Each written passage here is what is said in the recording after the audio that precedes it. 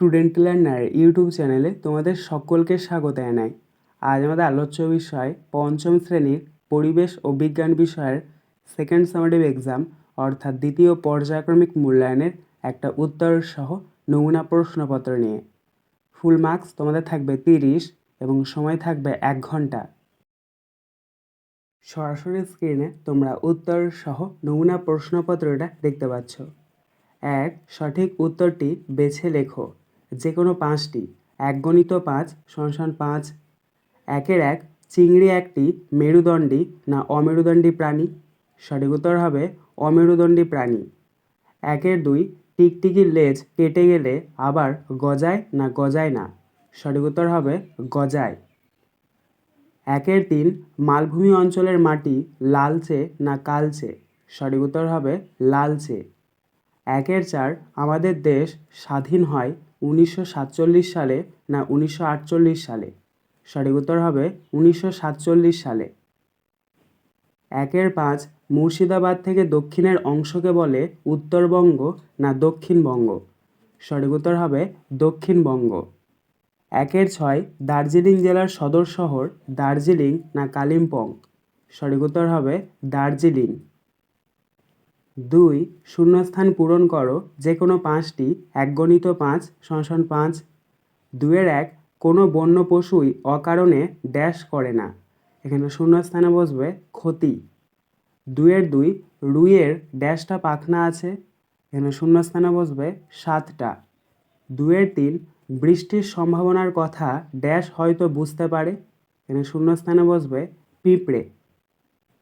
2-4 রাঢ় অঞ্চলের সব জায়গায় ড্যাশ মাটি? এখানে শূন্যস্থানে বসবে ধোঁয়াশা। 2-5 গঙ্গা ড্যাশ হিমবাহের গোমুখ থেকে শুরু? এখানে শূন্যস্থানে বসবে গঙ্গোত্রী।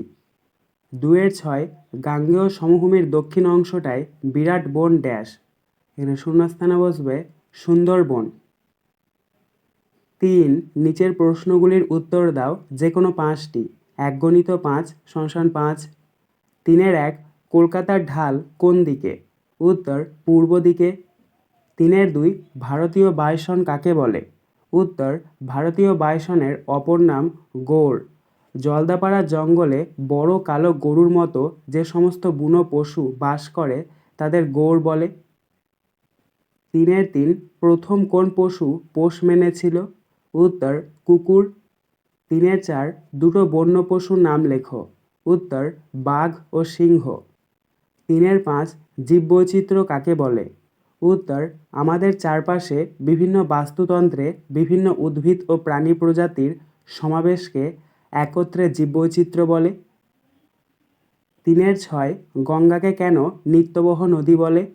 উত্তর গঙ্গা নদীকে নিত্যবহ নদী বলে কারণ এই নদীতে সারা বছর জল থাকে। এটি বরফ গলা জলে পুষ্ট। 4 ক স্তম্ভের সঙ্গে খ স্তম্ভ মিলিয়ে লেখো। 1 × 5 = 5। অর্থাৎ এখানে তোমাদেরকে ক স্তম্ভের সাথে খ স্তম্ভ মিল করাতে হবে। দেখো প্রথম রয়েছে ক স্তম্ভের ক গঙ্গা, এটা মিলবে খ স্তম্ভের বঙ্গোপসাগর এর সাথে।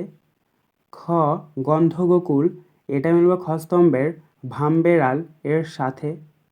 গ কুলিক, এটা মিলবে খ স্তম্ভের পাখিরালয় এর সাথে। ঘ 1905, এটা মিলবে খ স্তম্ভের বঙ্গভঙ্গ এর সাথে। ইঙ দীঘা, এটা মিলবে খ স্তম্ভের কাজু বাদাম এর সাথে। 5 এই জেলাগুলোর সদর শহর লেখো যে কোনো 5টি। 1 × 5 = 5। 5-1 কোচবিহার। কোচবিহার জেলার সদর শহর হচ্ছে কোচবিহার। 5-2 মালদা। মালদা জেলার সদর শহর হচ্ছে ইংলিশ বাজার। 5-3 পূর্ব বর্ধমান। পূর্ব বর্ধমান জেলার সদর শহর হচ্ছে বর্ধমান। 5-4 হাওড়া। হাওড়া জেলার সদর শহর হচ্ছে হাওড়া। 5-5 কলকাতা। কলকাতা জেলার সদর শহর হচ্ছে কলকাতা। 5-6 মুর্শিদাবাদ। মুর্শিদাবাদ জেলার সদর শহর হচ্ছে বহরমপুর। 6 নিচের শহরগুলির কোন জেলায় অবস্থিত যে কোনো 5টি। 1 × 5 = 5। অর্থাৎ এখানে শহরের নাম দিয়ে দেওয়া হয়েছে, জেলার নাম তোমাদেরকে লিখতে হবে। দেখো প্রথম রয়েছে 6-1 শিলিগুড়ি। শিলিগুড়ি শহর অবস্থিত দার্জিলিং জেলায়। 6-2 বোলপুর, বোলপুর শহর অবস্থিত বীরভূম জেলায়।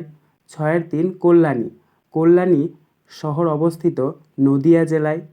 6-4 নবদ্বীপ, নবদ্বীপ শহর অবস্থিত নদিয়া জেলার।